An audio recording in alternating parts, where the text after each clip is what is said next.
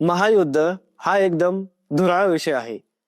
आजच्या जगाच्या निर्मितीमध्ये ज्या महत्वपूर्ण घटना कारक ठरतात त्यातीलच एक महत्वपूर्ण घटना म्हणजे महायुद्ध. त्यातीलच एक घटना आज घडली. 11 नोव्हेंबर 1942 हा दिवस म्हणजे फ्रान्सच्या इतिहासात कोरलेला काळा दिवस.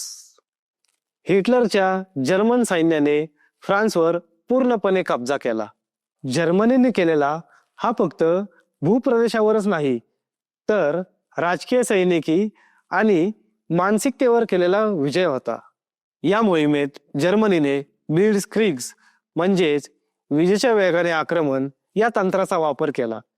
तर दुसरीकडे फ्रेंच संरक्षण दलाकडे पुरेसे शस्त्रास्त्र, इंधन व मनोबल देखील नव्हते.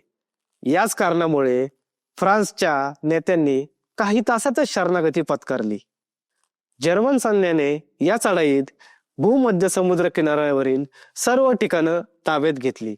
या ताब्याने जर्मनीला समुद्र किनारे हक्क मिळाला होता.